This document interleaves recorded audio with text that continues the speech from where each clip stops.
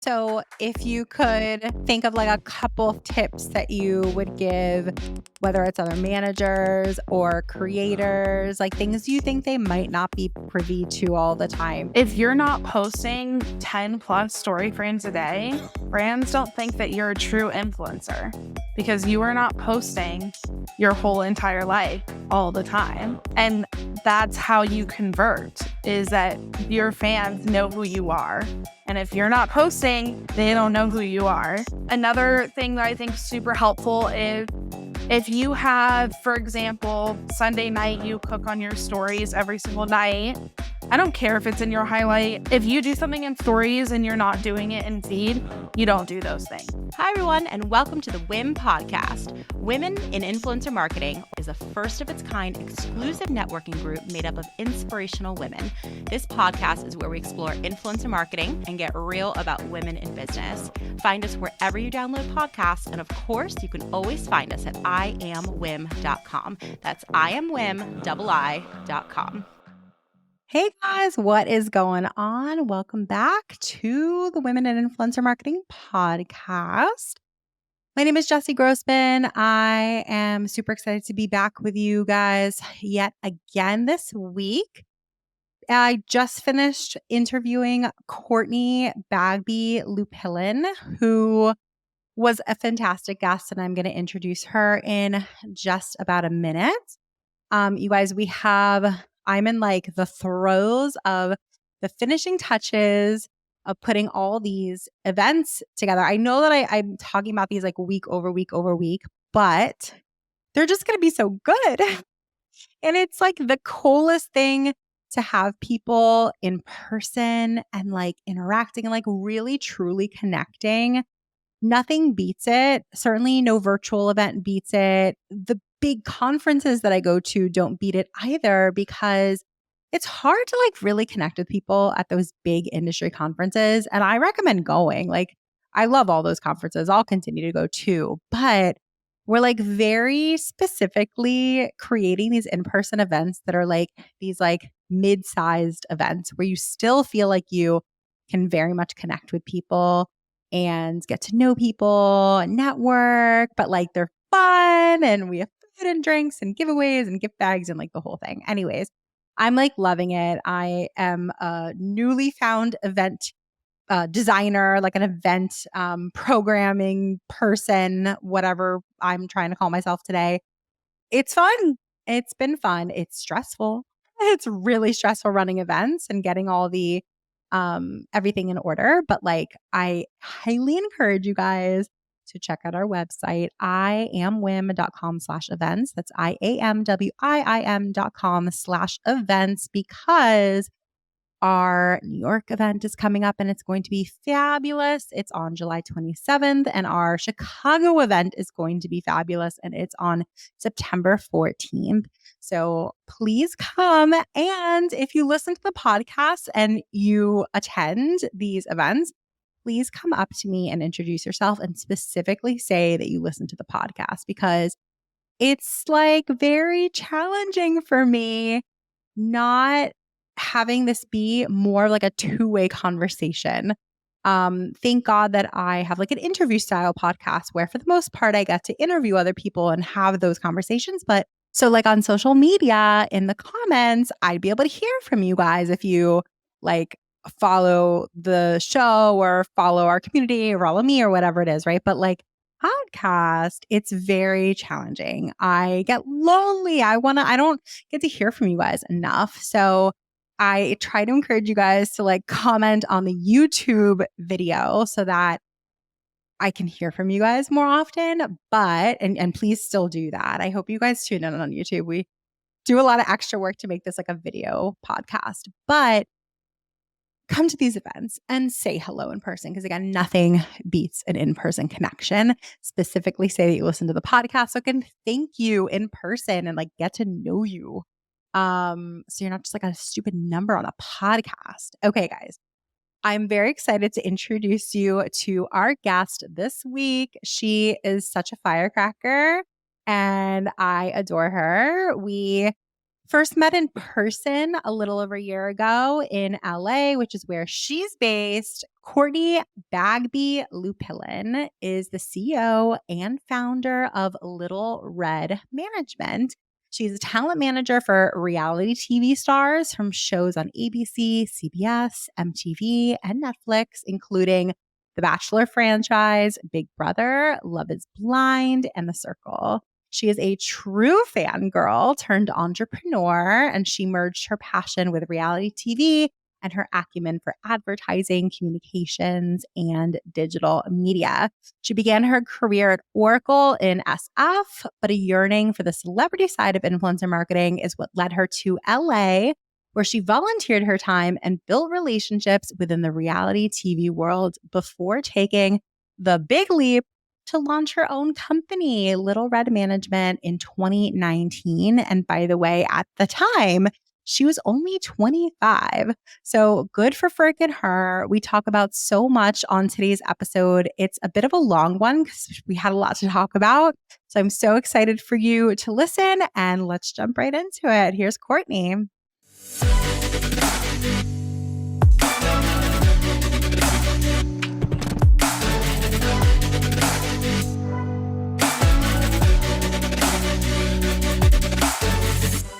So right before we just started recording, we were saying how the last time we saw each other was in LA at VidCon, but like a year plus ago, this really cool restaurant. Do you remember what it was called in LA? Oh my gosh. I feel like it was called Plestos. Dang, you have a good memory. It was really nice. Actually, technically speaking, we were in Anaheim.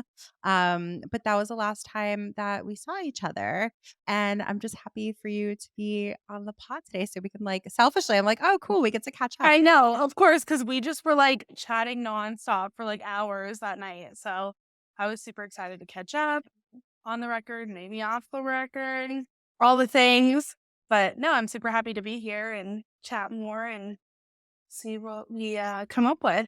Absolutely. So we heard a little bit about you, like on paper in the intro to the show, but I think it would be great for us to just level set and tell everyone listening and remind me even, like, just tell me about your path to influencer marketing and how you ended up launching your own company. I could go on for hours about this, so I'll kind of give you the short and sweet version. But when I was in college, so this was like 2015, it was one of the first years that I actually feel like reality TV people were starting to get a following on social media. It was like the days where really like FabFitFun and like Diff Eyewear were the only like brands that really did influencer marketing. And I thought it was the coolest thing because it was really the season. I looked back at it too, of like why I was so into this season was like Chris Soule's season with like Caitlin Bristow, Ashley Canetti, like all the stars really now, right? Becca Tilley, like All of them are like some of my favorite people. I know exactly the time that you're thinking. And it was like, it was such an epic time in reality TV. And I'm the biggest Bachelor fan. same. You could just call me their number one fan. But I just really was like so intrigued with the fact that they were like actually getting paid on social media. And meanwhile, I had been studying advertising since freshman year in the sense of like I knew I wanted to be in social media in some capacity. And I didn't really like understand like that I really liked the entertainment side of things until I would like visit LA with a couple of my friends and like always be the girl like waiting outside of bars like for the celebrities, seeing who I can see, fangirl a little bit. Like we'd hang out at the Grove, which if people don't know what the Grove is, it is a great spot for celebrity sighting. We would literally sit at the movie theater there from like 5 p.m. till 12, and we would see at least 3 to 5 celebrities like every single time and like take photos with them. Totally fangirl. And I just like found my love for like the high of meeting celebrities, I guess, and like fangirling. And so that's kind of when I like really realized that that's what I wanted to pursue. Um, and I would try to talk to people in the industry. I would want to work for like Freeform because they were like part or ABC because they were part of like my favorite TV shows, right? Literally got nowhere. Ended up like working in tech for like 3 years.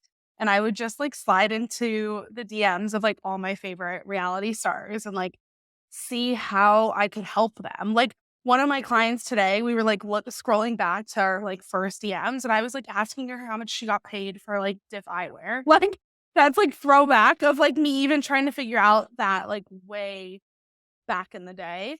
I ended up working in tech for 3 years, volunteering for a nonprofit event that they held every year where like you could meet reality stars, and like I was just trying to network that way.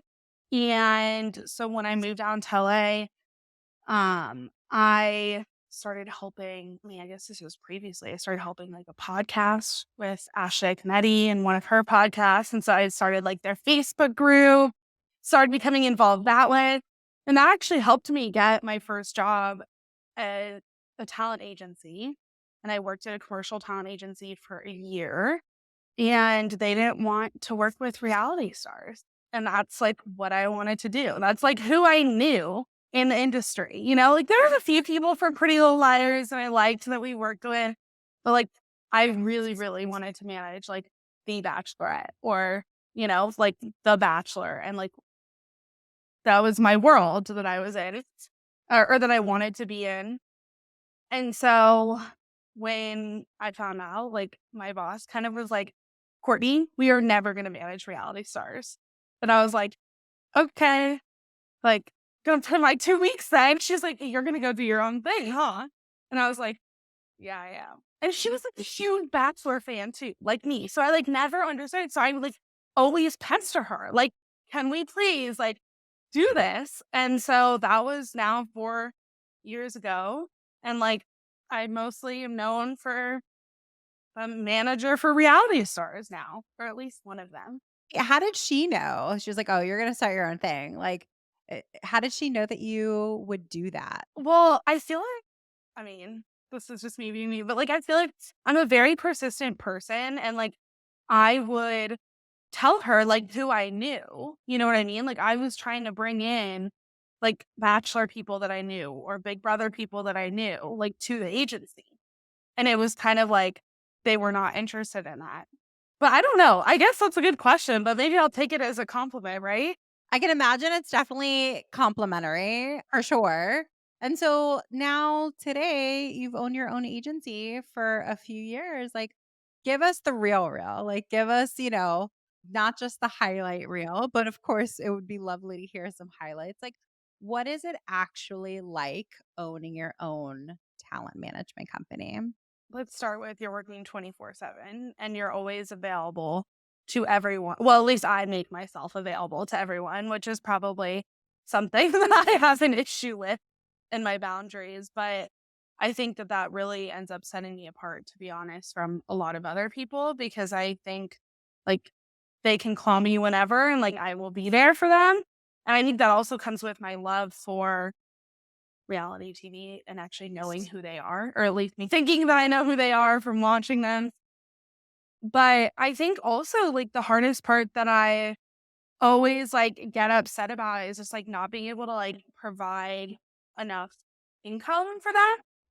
And I talk about this a lot because I feel like it's like my biggest struggle with having my own company. And like I've gotten to a point where I just want to work with exclusive talent. So I feel the need to like really, right, provide for them and their families. And it's a lot more than people think. And I only have so much control over like even being able to like tell them like what to do on social media because it's not my job to post, you know, it's not my job to come up with the content. Like it's my job to get the brand deals.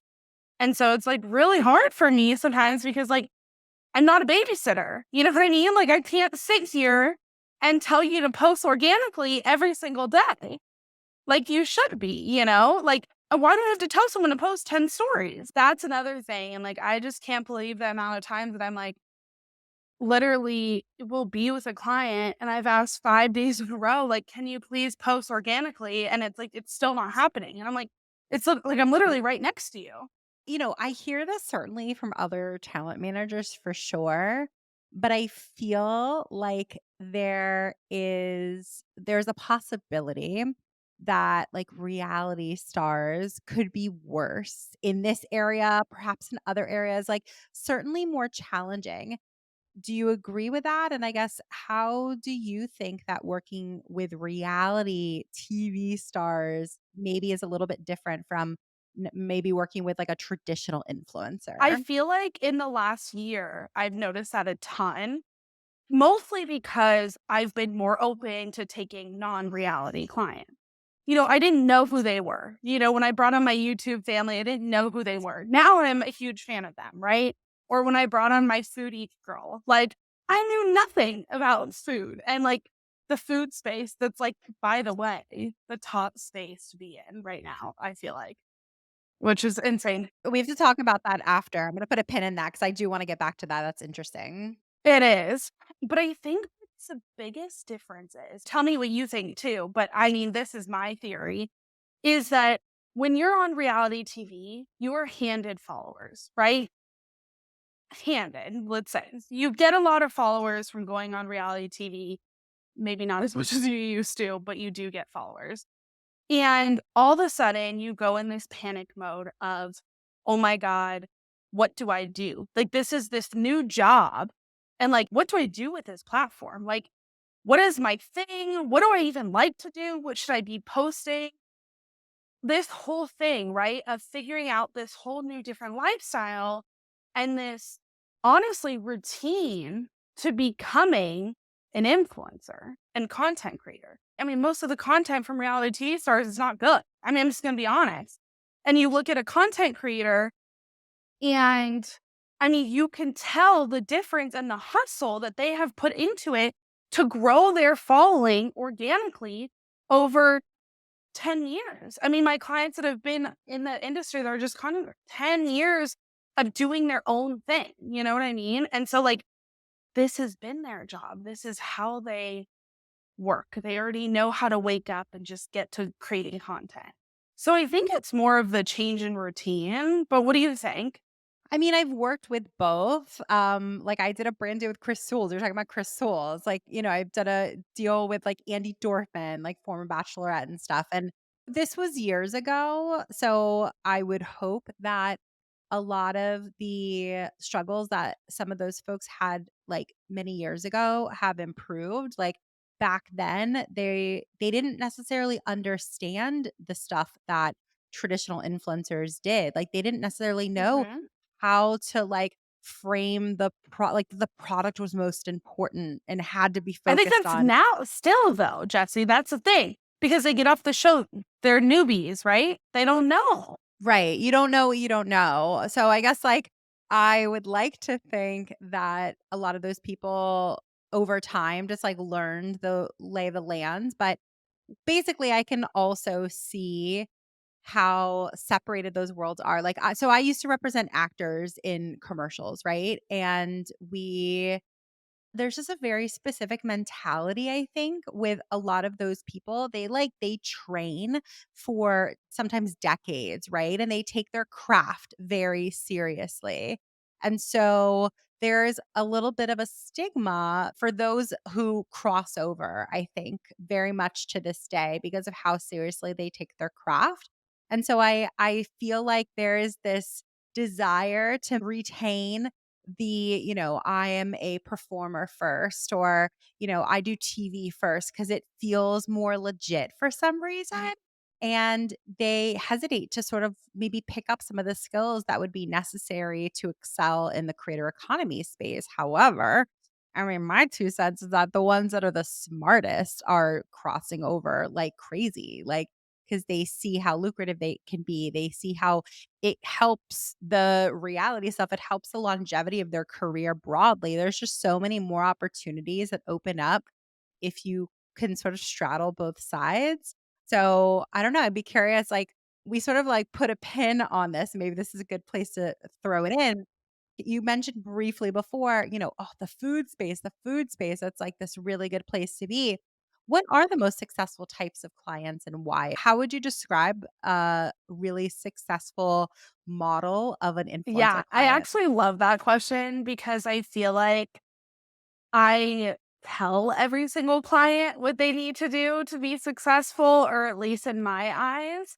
And does it happen? Like, not all the time, but I would say the most successful in my eyes for sure are the true content creators, whether that's from reality that are also content creators or have become content creators. And I feel like even my reality star clients would be like, what's the difference between a content creator and like a reality star, right? And it's like quality content truly is the difference. Like it's the fact that it's like it's an art, like what you were saying. And it's like the people that are making the most money on social media and the most success in that realm are creating high quality content in any needs, especially with the fact of which we can go into of the fact that brands need paid media behind it. They need to boost the content. They need to use the content elsewhere other than just posting organically on social media. So it needs to be high quality. And like I have a mixture. I mean, I think it's moms, right? I think it's foodies. I think that it's truly just posting consistently in feed like 5 to 7 times a week, which no one wants to hear. Like when I tell clients that, I actually started like having sort of a rule, Jesse, where it's like I wouldn't even bring on a client unless they were posting minimum 3 times a week. I mean, I don't even say that 7 is too much, right? Like in feed. And in order to make this a full-time career, like you can't post 3 times a week and think that you're gonna make full-time money. Like that's a part-time job if you're posting 3 times a week. So I mean, I don't even really bring on clients anymore unless they're posting 3 times a week in feed. Do you look for people who are like on multiple platforms? Like, do they have to also be on YouTube or also have a podcast? Or are you cool just representing people who like they're just really big on Instagram, for example, or one platform or the other? Do you have a preference? I feel like I personally have a lot of brand connections slash my expertise is more around Instagram. So, because I've had this a lot of like big TikTok followings and like not as much Instagram. And I'm just like worried that I won't be able to make them as much money because I don't know if it's because TikTok is kind of this like weird space in the brand world right now of like they're trying to figure it out or like who they're going to work with or what it is. But I don't always think that a lot of followers on TikTok necessarily means anything right now, you know? So I get more hesitant, but I do want someone who just posts consistently high quality content and that I can look at their feed and know that they have a thing. Because if I'm confused what your thing is, brands for sure will be confused what your thing is. 100%. That clarity is really, really important. And then when making brand deals, what advice would you give to creators in terms of the criteria that they should be looking for? Are you kind of referring to like when a brand reaches out to them, kind of knowing if it's like legit or not, I guess? Yeah, I mean, so great question. So, like, to know if it's legit and, like, to know if it's the type of partner that makes sense for them, because you can interpret that in a million different ways. But, like, I'm just curious, like, the criteria that creators should look for just to know that it's a good partnership for them. Feel like a lot of my clients will look to me to like know that, right? So here's like a few things. So I always look up their Instagram and website just to like check it out, see if they look legit, right? Like, or see how many followers they have, or like who they've worked with. I always ask for examples of people that they've worked with and like past content examples. Payment upfront, side note, but like seeing if they got money.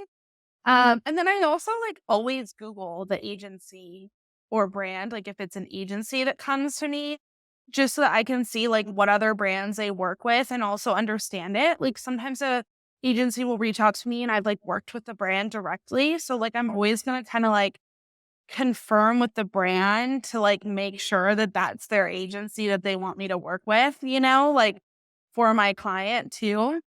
But I also think that a lot of it is like, would my client actually use the product? Like, I will get upset if a client, especially if they're super busy, like client says yes to a campaign and like they would never use the product or it doesn't work or they didn't test it. And I feel like saying that I even like always support is let's send you the product, try it, because every legit brand should want like actually like the brand that they're promoting and be okay with them testing it before they say yes to a campaign, you know? Okay, so my slightly controversial thought, you'll hear a lot of people say what you just said, which makes perfect logical sense, which is like you have to love the product, you have to be into the product, right? Actually, don't think that necessarily is true because I think that influencers at their core, they're storytellers, right? And so if they have, let's say, like a sister in law that would love the product, or you're talking about moms, like if their daughter would love the product or they're gifting their teacher the product, like there are so many different stories that can be told that make it authentic for the product to be used, but it doesn't always have to be them loving it. And in fact, I wonder if we're getting to like a critical point in which influencers can't fucking love everything. And, like, it's like, "Oh my god, that's my favorite. That's my favorite. I love it, la, la, la." So, like, what are your thoughts on that? Like, have you seen it successfully done where an influencer would be like, "I love this product for so and so," or am I just, like, living on a cloud and hoping that could happen? So I think that historically, influencer marketing and celebrity marketing, right? Like this world is all about them themselves endorsing the product, right? That's where celebrity endorsements came from. So it's all about them loving the product. But I agree now in the influencer space, how do you love every single product? And I think actually brands, or at least I've seen some creative ways that I'm actually really loving, Jesse, about this way of doing things where I will have a client promote a toothbrush, right? And they do a morning routine and they're going to include their other brands that they use in their morning routine in addition to that toothbrush, right? And I feel like that's the way to do it. I mean, I don't just use one makeup brand. I don't just use one skincare brand for my whole skincare routine, and that's just the reality of it. But it's weird because I had an instance recently where I, like, got an offer for a nutrition brand, I guess, and, like, my client did not wanna use it herself, but she still wanted to promote it because it was good money, right?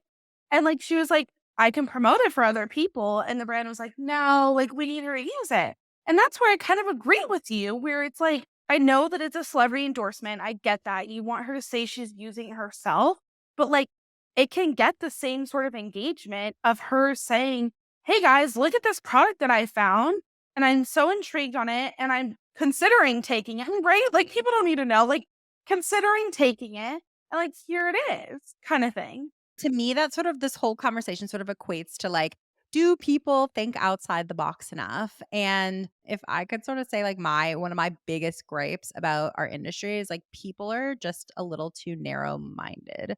I don't think people are thinking outside the box enough. And I think this is just one of probably many examples where people are just like very stuck in their ways. And they're like, well, of course the influencer would have to use it. But it's like, do they?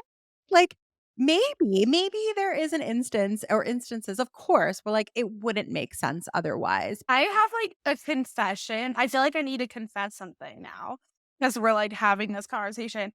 I actually kind of hate when my clients are annoying about trying products.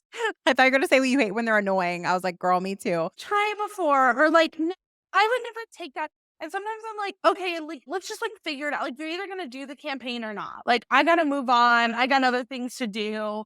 Like, yes or no, I'll give someone else the campaign. On one hand, I get it. And I have to tell my team, right? Like, no, it's okay that so and so wants to try the product before. But on the other hand, I'm like, but I get it. Like, can we just hurry up and say yes or no? Because if you want to be it kind of sounds like diva-ish. Like, let me try it first. Oh, can I take my sweet time to decide if I want to do this? Like, no, you have 2 hours to decide if you want to do a campaign. You're in or out. Which one is it?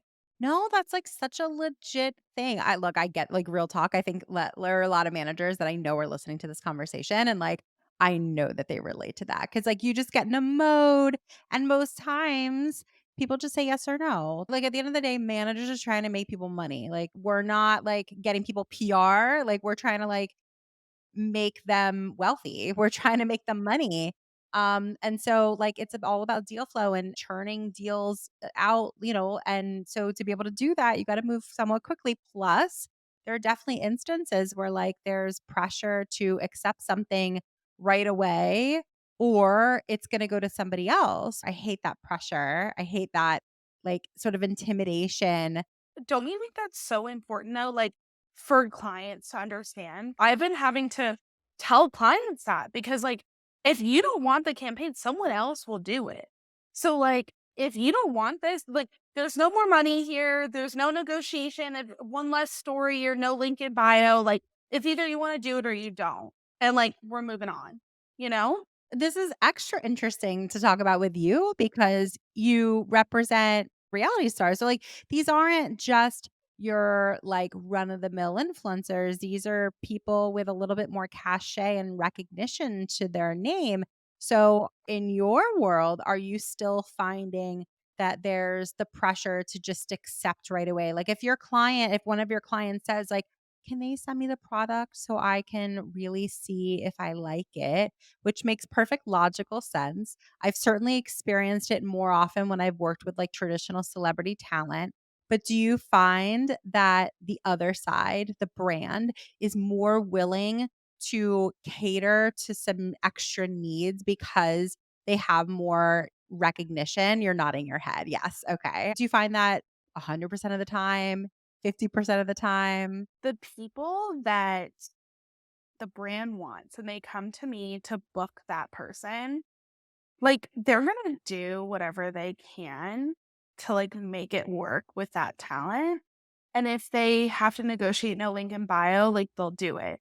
My problem with that, Jesse, is then my client then thinks that they can always do that and always negotiate all these little things away. When in reality, as you know, some agencies, I would say most agencies these days already have the creative and the deliverables down to a T, and there's no negotiations that you can do with some of those deliverables. So it's really hard to kind of find that fine line of being able to be like, okay, yeah, we can negotiate that, or like trying to come up with creative ways to work together. And honestly, I feel like that just comes down to kind of like reading the room and the talent too. And like me understanding what the talent's willing to do even before I'm like bringing the offer, like being more comfortable. But Jesse, can I just like bring this up real quick? Cause this has been a huge problem in my company right now.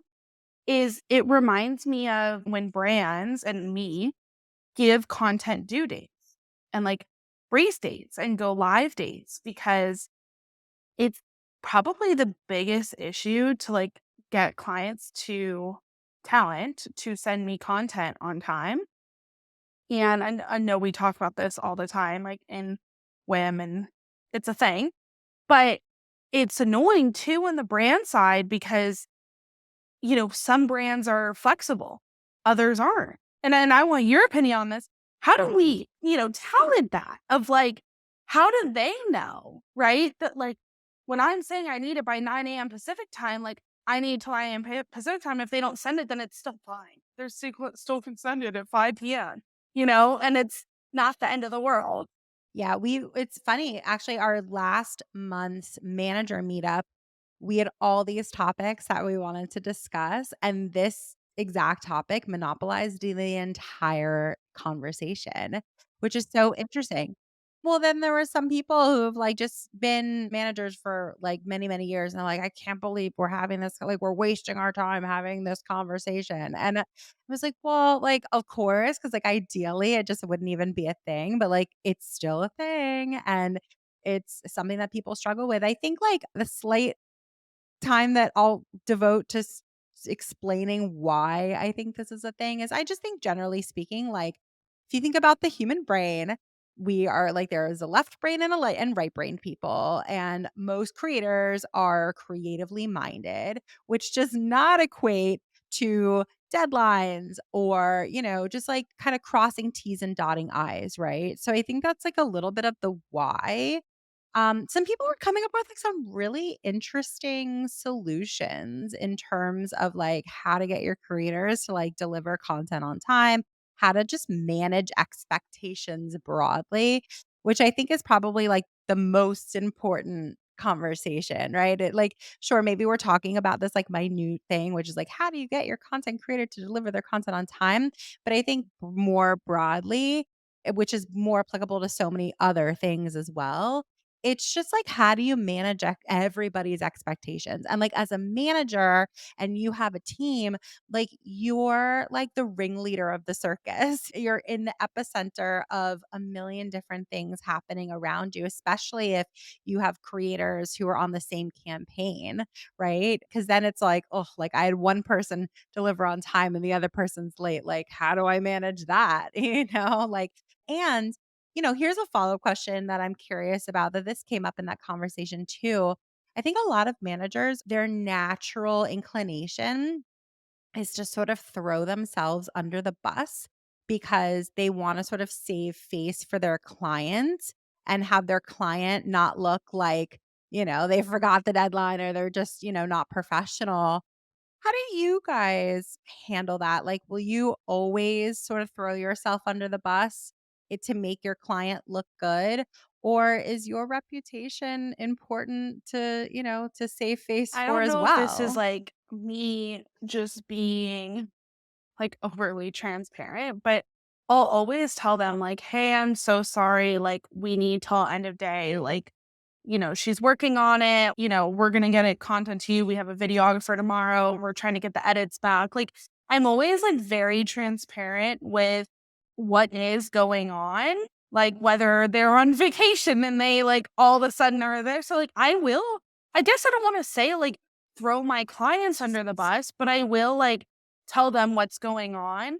But I will say it's hard too, because like I also try to be like super on it. Like if a client forgets what content is due, and I hate saying this because I think it's the talent's job to remember when we send a brief with like the due date and stuff, but they're not going to. And so, I did get upset with an employee on yesterday when content was due yesterday for a brand and he went on vacation, didn't have the product.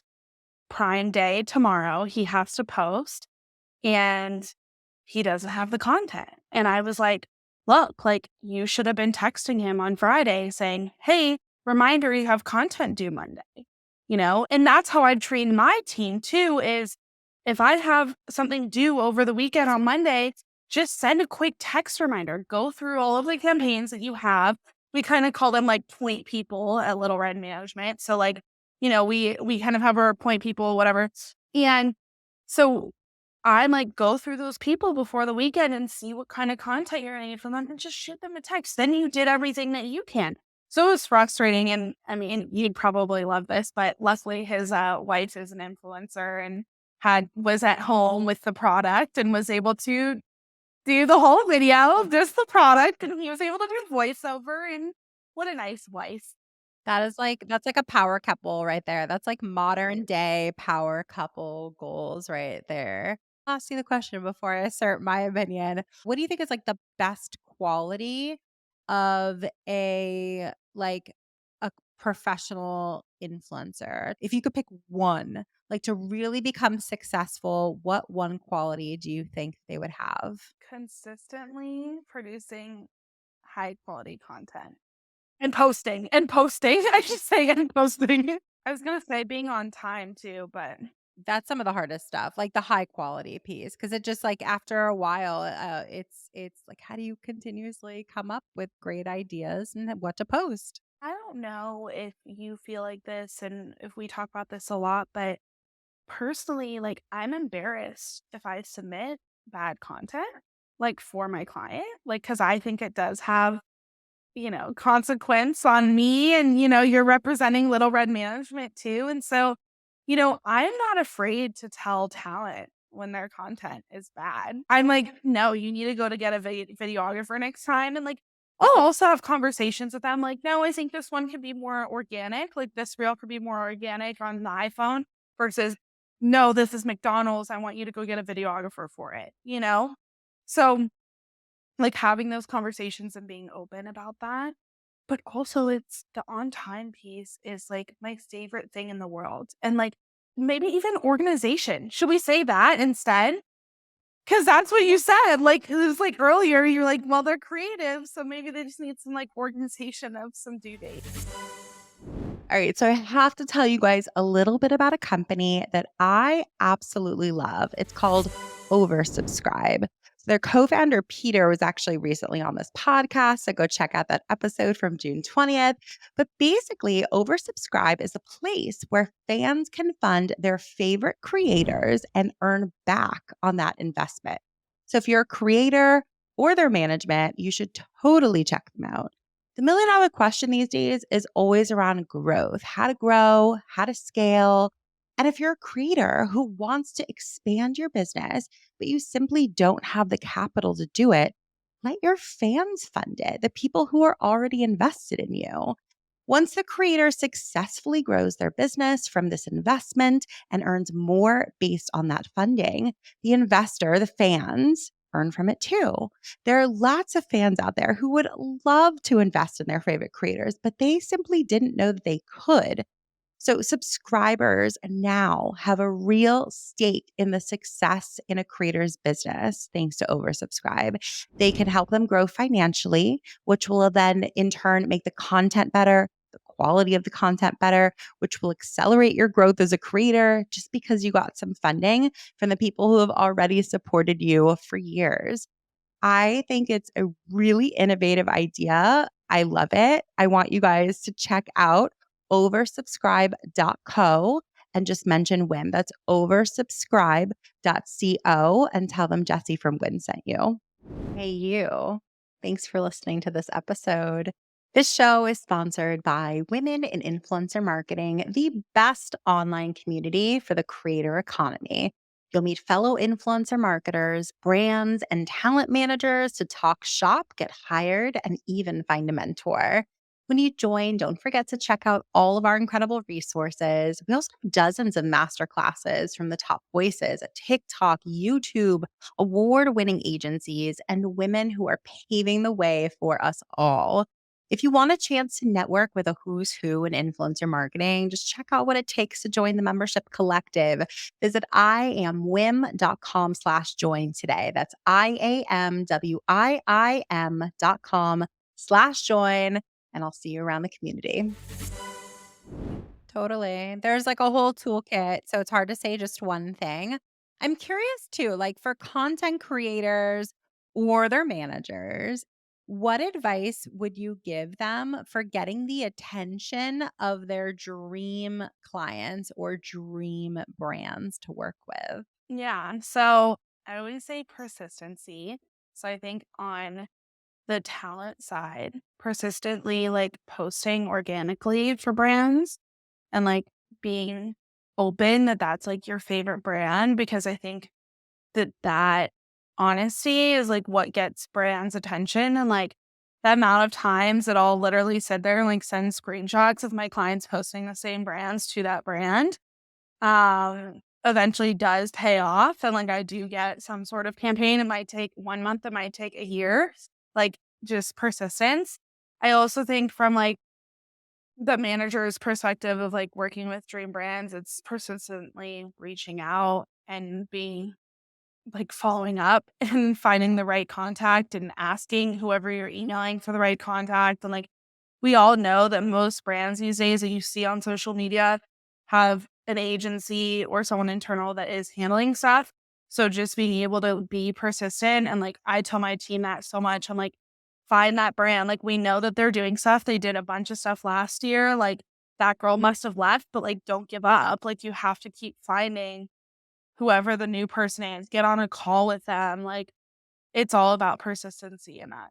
in that side of things. It's funny because my answer to the question before, I don't know if I would like apply it to creators, honestly, but like I think I would say that the number one quality of like a professional to be successful is actually sort of resiliency, which is like a little, there's like shades of that in what you were just describing. Like, you're like, if you can't find the contact, like, don't give up, like, keep looking for it. You're going to find it. Like, when things, go wrong in any capacity in your business, like the ability to get back up again and what you do in the face of adversity, like that's key. And I can definitely see that as a business owner, like as an agency owner, like that's why I'm asking before. I'm like, sure, give us some of the highlights, but owning your own business is hard. And like not every day is sunshine and rainbows and butterflies. And so Most days.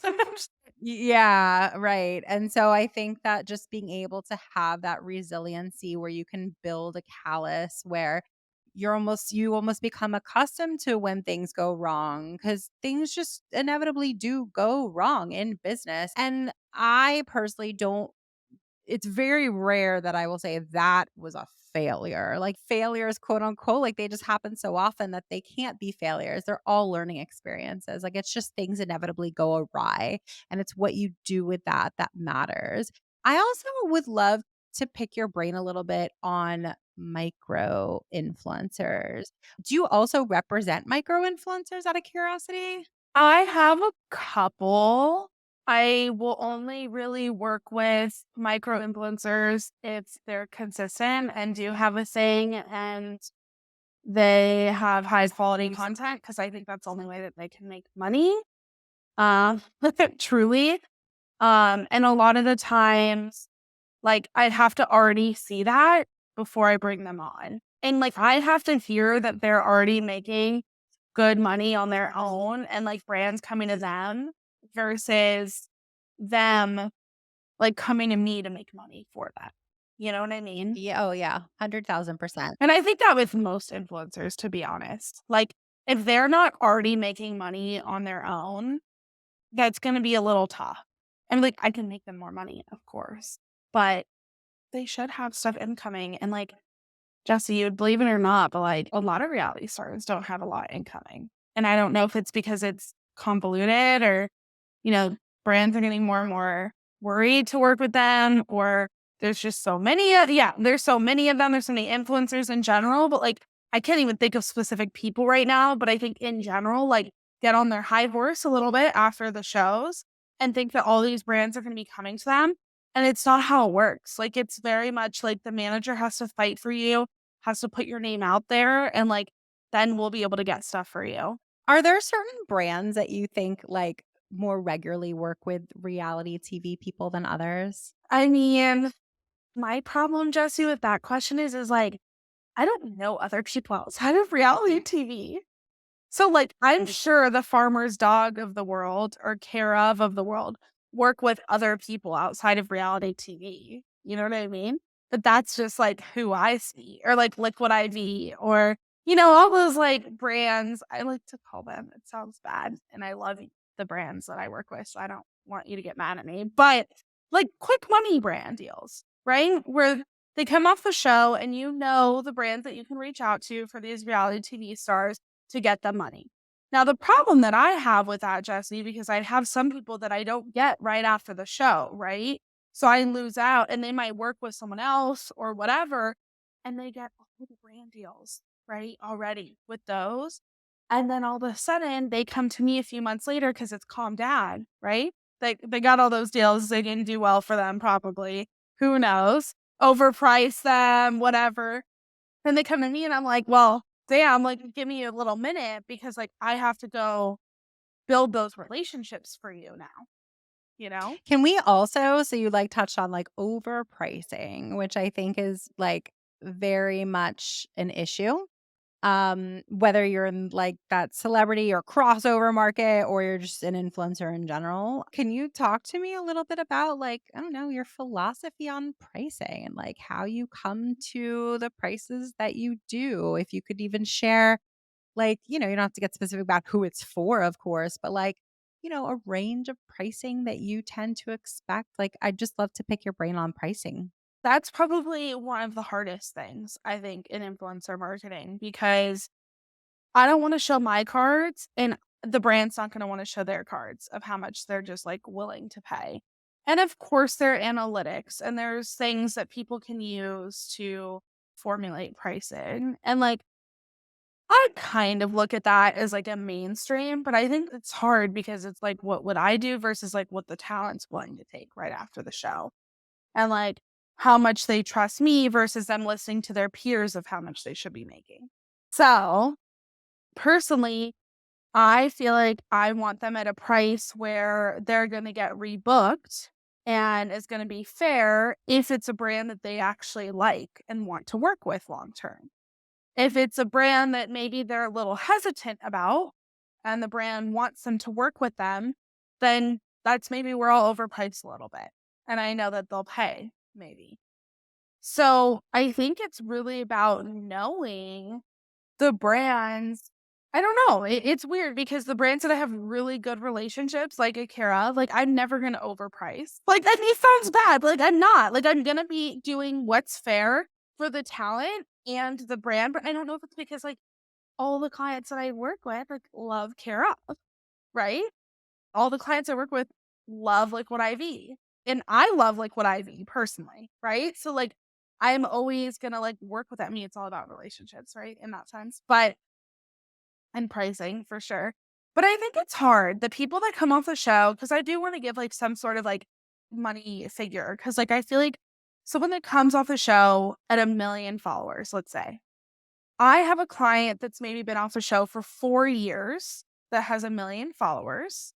And I know what they make today. Let's just say anywhere from, depending on the brand, 5 to 10K. Okay. Depending on the person, of course, the celeb status, etc. Because some of those still want 10 to 15. But if you're coming off the show and you have high engagement, I may be quoting 15 to 30K, depending on who they are, right? Or if there's something big in their life at the time, I'm quoting 15 to 20K. But at the end of the day, I do truly feel, and my clients do too, it depends on the brand. They don't want to lose out a campaign with one of their favorite brands because I'm quoting them 30K when they would do it for 10. So I think that that's the biggest problem in this industry is I'm trying to have more conversations recently with brands, even on the phone, in person, being like, tell me what you think they would get approved at. My client really wants to work with this brand. So you tell me what you think you can make happen for them, and I'll tell you if they'll do it. And if they won't, then that's fine.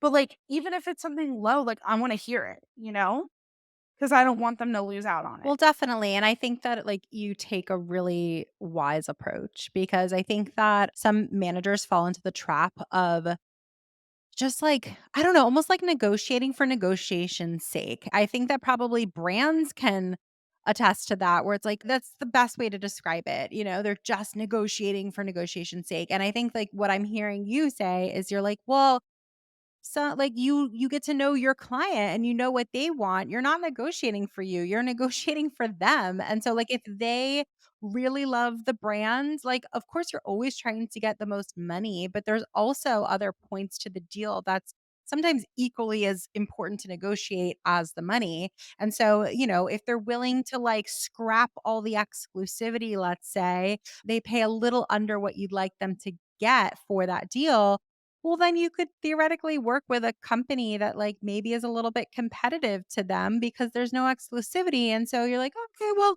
I'm willing to do that because I was just speaking with this other brand the other day and maybe we can get them on both deals. Or maybe, I don't know, there's just so many factors to how you come up with a price. And most of those decisions should be based on what your client needs and wants. Like if it's the holiday season or like, okay, let's say it's back to school season and you work with a bunch of parents and you know that they're swamped, then you're probably going to charge a bit of a premium because putting one other brand partnership, That's the other thing, how busy they how are. busy they are, like putting one other brand partnership on their docket during that crazy busy time, like is only going to be worth it if it hits a certain number.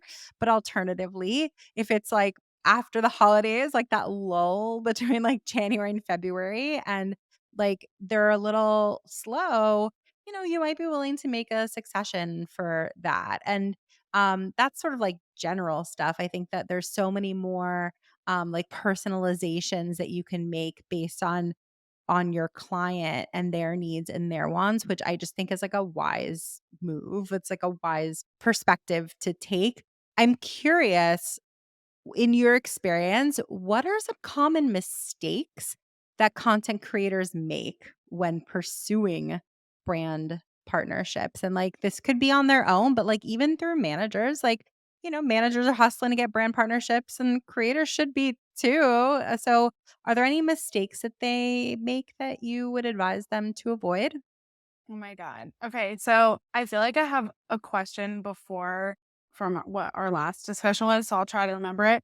But I feel like the biggest issue with, not biggest issue, but I think I would say one of the biggest struggles that I have sometimes with brand deals in general is my clients posting stuff like for free or like for trade. And it could possibly take them out of the running for like a competitor that I'm like in talks with already, and they wouldn't necessarily know that, but I've had situations where a client will post for a free hotel and I'm in talks for like a huge campaign for them with another hotel company and like I didn't know that, you know? And so I think like there are certain situations where like I've even had to tell my clients like, look, like if you're working with a hotel or like even I saw like a boat company last week and I'm like literally in talks with another boat club for her and she's posing for a free boat club. And I'm like, what are you doing? Like, I can't have you doing that because like you could be getting paid. I feel like it would be going back on my words of what I said earlier today, but like I definitely think there's something about posting organically for sure, certain products. But I also think like it's okay to like ask your manager, like, hey, like, do you think it's okay if I post this? Like, just want to make sure like that we're not in talks with something where it could like ruin me working with someone else. And even people that post like Target all the time, you're never going to get a Walmart campaign. And Target hardly does campaigns. So, like, I don't know if you're going to get a Target campaign. You know what I mean? So, like, I think that those things are always like so, I think that's like the biggest mistake of just like putting yourself too far in a hole. Or, like, I mean, of course, I'm going to bring this up right now. Like, even people that are posting like Shein and like Fashion Nova and those when you're not gonna get a free people deal. You're just not. You're not gonna get a good American deal. Is the implication that they're just sort of like undervaluing their brand? They're sort of like diminishing the value of their brand. Is that the implication? And I think some people like don't like the newer brands that don't want to be associated with the more like cheap brands. Like if they're gonna like promote a luxury product, then they're not gonna want to work with them. And especially like I've even seen that. I actually this was a interesting conversation recently, Jesse, because I like thought it was kind of like known by the influencer, but she had no idea. I was like, well, your brand's like very luxury. Cause like I can tell that like whenever I pitch her to like Lancome or even like Prada or, I mean, high end perfumes, like people are interested in her. And there's only a few of my clients that people like are more, the luxury brands are more open to working with, I think. And she was one of them, but she had no idea. And so I had to like tell her like, look, like we shouldn't do Pretty Little Thing because that's going to diminish your brand a little bit. And why are you going to work with that brand when you can work with a huge luxury brand? But she didn't even like know. And I can be empathetic to like a creator and say, well, it's hard to say no when you have like your fear that like there won't be a better company or there won't be a better opportunity. There will always, you can't think like that. That's my biggest thing that I tell people. If you say no to this, something better is coming. 1,000%. You don't want to operate from a place of fear with anything. You have to operate in like a place of abundance. And I think that like that's one of the many value props that like a manager can bring to the table, which is, you're privy to a lot of conversations that they just aren't part of and nor should they be a part of. You know that someone was like, "Oh, they have like a really beautiful feed. Like as soon as I have a budget, I want to work with them." And so like maybe that's not going to convert to something right here and right now, but you're going to file that away and you're going to say, maybe that'll convert in the future, maybe it won't. It's okay, but that might indicate. But I believe it will. Like, if a client checks in with me that they don't have any paid campaigns and I see that they posted one time last month, like, I know why you don't have paid campaign. Like, brands look at that. So that's what I think about it. And Jesse, I mean, to your point, like, that's why I like started Little Red Management, like Instagram page, so I could even share with just my client, like some intel of what I learned by talking to brands, and like what little mistakes I deal with every day that I can like teach all my clients about. And so if you could think of like a couple things that are top of mind, like tips that you would give, whether it's other managers or creators, like things you think they might not be privy to all the time, things that you think they might not be thinking about. If they could be a fly on the wall, like what would you inform them of? Yeah, I think the biggest thing that I learned, I mean, it sounds so silly, Jesse, but if you're not posting 10 plus story frames a day, brands don't think that you're a true influencer because you are not posting your whole entire life all the time. And that's how you convert, is that your fans know who you are. And if you're not posting, they don't know who you are. And that's just like a little thing that I love. Another thing that I think super helpful is if you have, for example, Sunday night, you cook on your stories every single night. I don't care if it's in your highlight. I'm sorry, brands don't care as much that it's in your highlight. If they don't see that you cook in feed, like, you don't cook. Like, if you do something in stories and you're not doing it in feed, you don't do those things. Like, that's how I see things. If you go on a hike every day or you have a dog that you're posting about every day and you never post with your dog, like, you're literally don't have a dog. Like, so like, those are my 2 tips. Consistently posting, which I said, high quality content, like, is super important. I just think brands are not working with people that don't produce super high quality content. I think video content, as I'm sure we all talk about all the time, is just the only thing that really brands are doing now. I think reels and TikToks and that sort of video content I have found more popular than even stories these days. And of course, in feed photos, which is what we were used to seeing all the time. So learn how to make videos. And to that point too, I'm curious because, with video in terms of quality, like it could be all over the place. Like you could be like cinematic quality where it almost, I wonder if it almost looks too professional. Like it almost feels like an ad, like a commercial on TV. But then you go the opposite extreme where it's like bad lighting, like you have, your phone, it's just poor quality. What are your thoughts on that? Like, is there a time and a place for different qualities of video? Should you always assume that it should be high quality in terms of like your organic content? Is your brand content different? Like, what are your thoughts on the quality of video?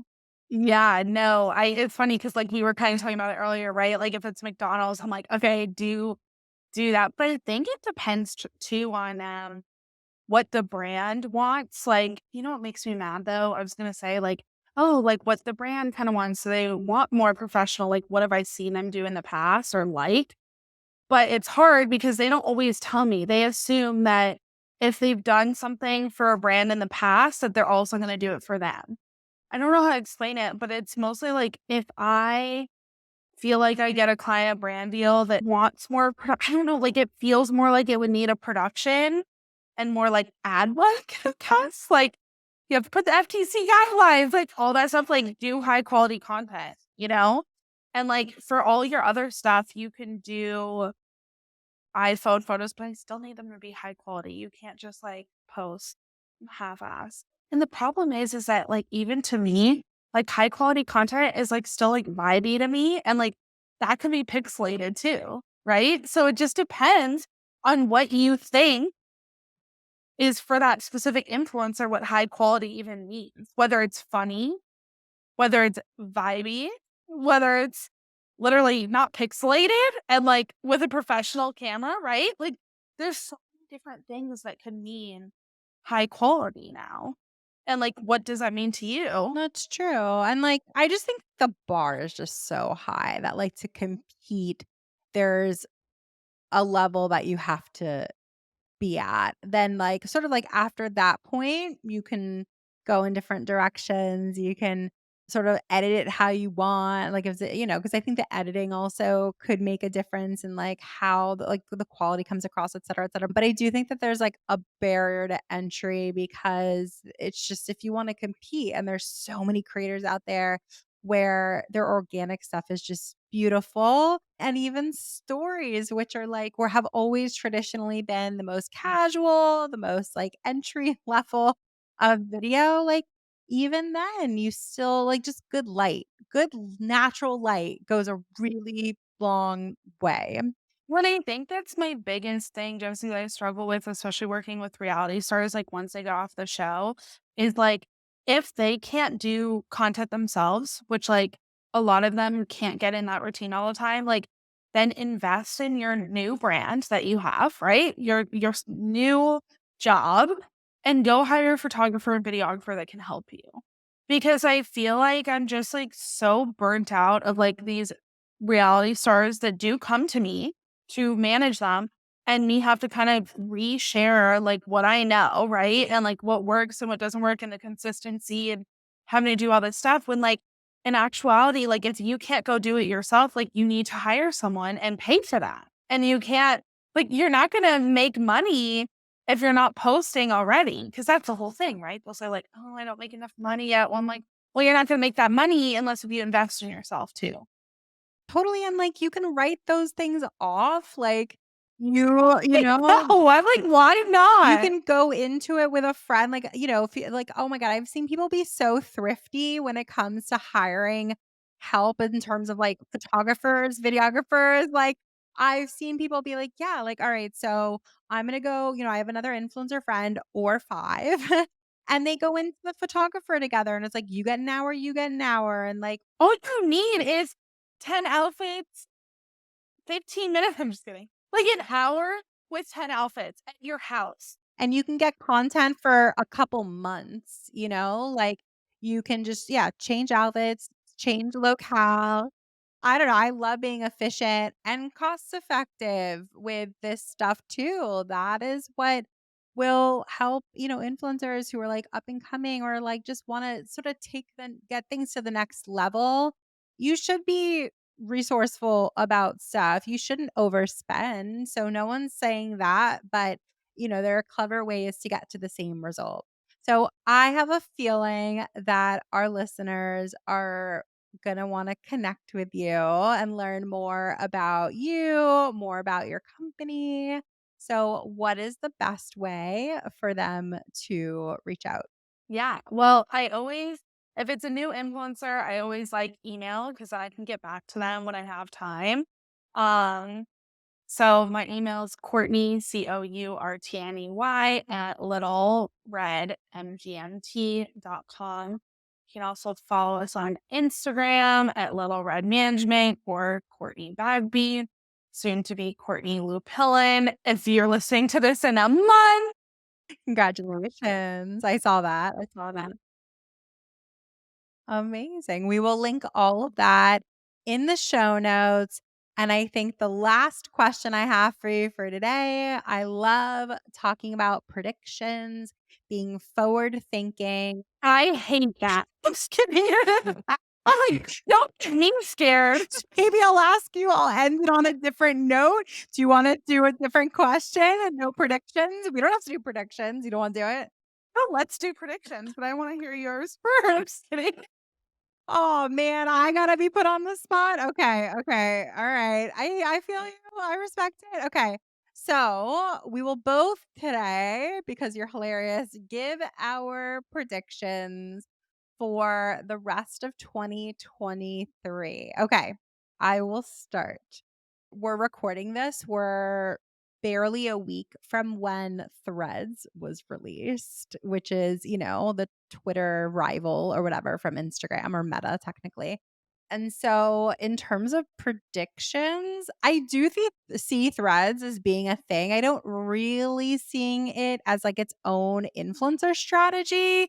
I don't see it being as its own like standalone, like we're gonna spend 15 grand on a Threads post. Like no one's gonna be doing that now. And I don't really even see that into the future because it's very supplementary.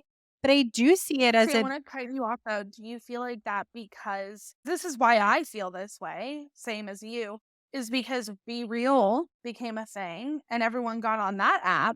And then I still never really saw it as like an influencer strategy. And people are still on it. People are very much still on it, and there are a lot of other platforms that people are legit on. I think that, like, Threads has much more staying power simply because it's under the Meta umbrella. I think that, like, it was very timely, like, if Elon hadn't have purchased Twitter when he did and sort of, like, has treated Twitter the way that he has, Threads would never exist. I just, the platform look, Twitter's been around since freaking forever. You didn't really see influencer deals on there either, right? So I think that because it's mostly a text-based app, although of course you can still post photos and GIFs and all that stuff too, like I I see Instagram as being the primary platform where the more dynamic content can be created, YouTube as well, but I definitely think people will be experimenting with it, and I do think that there's an opportunity for some creators who, like, they enjoy having conversations and creating threads, which is everything that Threads is about. Like, I do see there as being an additional place where they can do that and build community. I think Threads could be really, really interesting. So I don't necessarily know that I see like an influencer marketing brand strategy per se, but I will predict that certain influencers will really, really build community on Threads. And that I think is very smart. And I think I look forward to seeing that. That's my prediction. What's your prediction? I think for me, I was thinking more of like in the brand world and like campaigns because I feel like the first half of the year, which like now we're in Q3, right? So the first half of the year I feel like has been slower than last year, I will say for me. And I'm mostly hoping like that it's not a me problem and more of like just the industry overall and the recession we're in. But I'm hopeful that these next 6 months are going to pick up because of how slow it was in the beginning of the year. And like people, like I always feel brands are always trying to figure out like their strategy for the rest of the year, especially like always talking about holiday, back to school, all this time. So I'm hoping that it'll pick up now. I think it's also just really going to be important for these reality stars, for all the creators to really just like be consistent. I've been talking about this the whole time, but on their point of view, like I can do my job, but I can't do it unless they're like posting and producing on their own. So just like I can't stress enough how important it is that like just because you are this certain reality star or whoever you are, a big name, etc., like you have to put out content that you have to be consistent and put out content every other day at minimum. Otherwise you're not gonna outshine those people that are content creators that are doing content every day, like the reality stars. They're just so convoluted, you know? Yeah, it is, but I mean, it's like, I don't know, sometimes you sort of have to go back to basics, like, people are like, "Oh, that sounds so basic," but, like, no, actually, sometimes you need to go back to basics because I think, like, a lot of what I'm hearing, like, a lot of what we're talking about today is, like, the barrier to entry and, like, how to level up, and in order to do that, like, there needs to be, like, a really solid foundation of, like, the quality of content, the consistency in which you're posting it, and it's not just any content. I consistently hearing you say it's, like, quality content. And I think that's what sets apart somebody who wants to be on the internet from somebody who's like a true content creator. Like it is hella hard to constantly have a finger on the pulse of your community, to know what they want to hear, what creates buzz, what is going to build excitement, and train your audience to buy things and to purchase services or goods or whatever you're trying to sell. Like all of that is such a skill, and that's like the real marker of a true content creator. I'm sorry, I'm going to ask you one more question because you just opened up a can of worms for me. I don't know if you've heard this, Jesse, but I feel like a lot of influencers are like hiring people to manage their social media more and more. What is your opinion on that? Because I personally have only seen it once and their like sales went down on how much they were able to sell to their fans. When that person did it, like, or in some of the, scenario, I don't know, in some of the people, the circumstances that you're Mhm. seeing, they're hiring them to do like what exactly on social media? Like captions and like posting on in feed and like making sure they're constantly posting. But then I think there's like lack of like story content almost that they're like putting out there, I feel like, or something. I mean, it's just a personal theory because I've only seen it once, but I just was like sort of curious if you've had any experience with it and like what you've noticed personally. Yeah, so really good question. Because I also wonder if it like will bleed into the world of AI that we are in. Like, are they gonna hire someone, or will they like have Chat GBT come up with captions, right? And sometimes I feel like Chat GBT might come up with a better caption than like a shitty like social media manager. Um, I think that I guess like first part of your question, like I think that you get what you pay for. I've seen a lot of people try to hire social media managers that are like, right out of college or just like inexperienced, maybe offshore. And in certain instances, like, so I'm all about delegating. So there are absolutely instances in your job, there are certain instances in your business that you can absolutely outsource, delegate the whole nine. But the in my opinion, a lot of those things are the minutia things that don't take a ton of skill, so that you or the more experienced people at your company, your business, your brand, whatever it is, so that you can do the more skilled things, so that you're not like living in that minutia, right? So captions. I've seen people write captions in Chat GPT and it sounds just like the influencer, which is wild. Um, I think that if you end up hiring someone to manage your social media, especially I can see that in like the celebrity space where like, they're like they have a ton of other stuff going on, but they hear you in the back of their mind being like, I need to post all the time, but they have other projects. It could make a lot of sense, but I would be very cautious to see who you hire, and that there would have to like I would recommend like an approval process. So like maybe they come up with a bunch of content, but I wouldn't give them like the authority to post right away. Like I would say, present me with all the posts and I'll tweak it and approve it before it actually goes live. That's good for sure. Yeah. But I feel like it's hard because you have especially some of these people that, feel like they're best friends with the creators and they were so active on stories all the time that I feel like when someone took over like the in feed side, like it just naturally, like you kind of sell off social media in general and you're just like not posting a lot. Yeah. I think it depends, but it's a really interesting topic.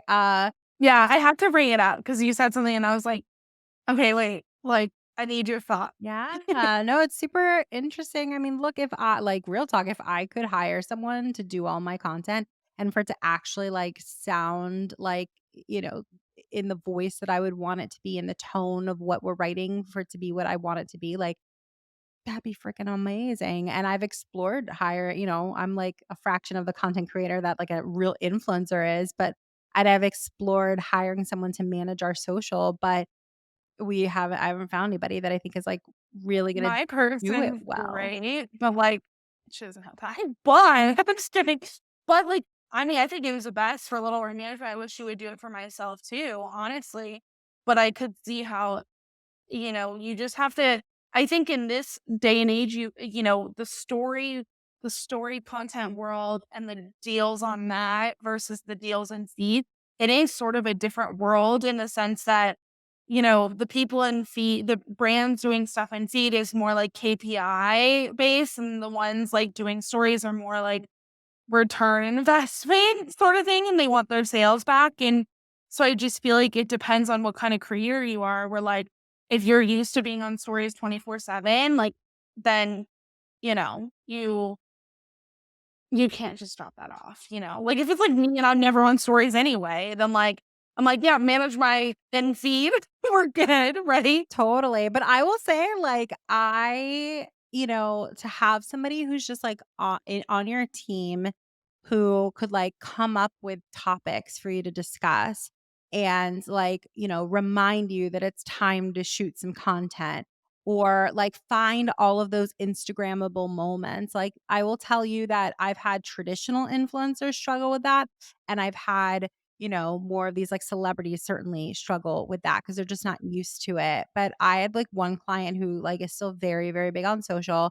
And I would tell her, I'm like, Des, like, you gotta think of all those moments that are just Instagrammable moments. And like, I had to like retrain her on when to capture content, like when this might be interesting to see, like that people would want to know about this side of stuff too.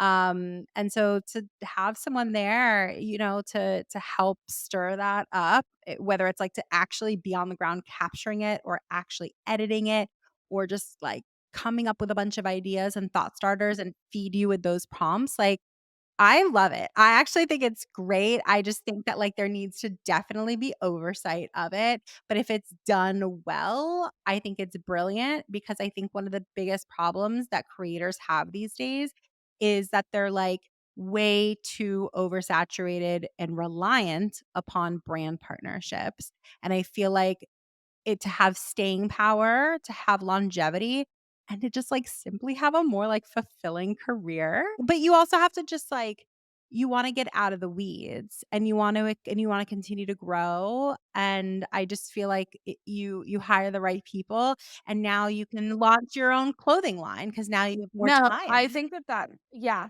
I think that that's what it is. But I think you have to come up with those like other things that you're gonna work on and, like, also have your own personal goals of, like, how you want it to be and that you are, like, growing. Because that's the thing too, is, like, if you're doing that and you're not getting the views that you used to, you know? So If you're not growing, you're dying. And I feel like on social media, like, it's a really dramatic thing to say, but okay, hold on, this is a whole nother conversation now because 'cause you're also weeding out those people that are never gonna buy from you and aren't watching anyway. So sometimes you're slimming the fat, you know what I mean? Like like so it's not always but I get it, like, you have to have those views that are growing or just, like, these days, I just truly believe if you can put out good content, like, people will hire you. So that's the thing. And good can mean so many things, as we just talked about. But and it depends on the brand. Okay, I guess I'll stop talking. well, maybe we'll have to do a part 2 because there's a lot to say, and I'm enjoying the conversation a lot. Like I mentioned before, we will drop all of Courtney's info in the show notes. You can definitely reach out. She's also a member of WIM, so you'll definitely see her around the community. It's been such a pleasure having you on today. So thank you so much for joining. Always so great catching up. Same, agreed. And I hope that you guys reach out to Courtney. She's awesome. And for all of you guys listening, we will, well, first of all, keep listening for the next episode because the next one will come after if you haven't listened to last week's yet. And then for all of you guys who've already listened, we will see you next week. If you enjoyed this episode, we gotta have you back. Check out our website for more ways to get involved, including all the information you need about joining our collective. You can check out all the information at iamwim.com. Leave us a review, a rating, but the most important thing that we can ask you to do is to share this podcast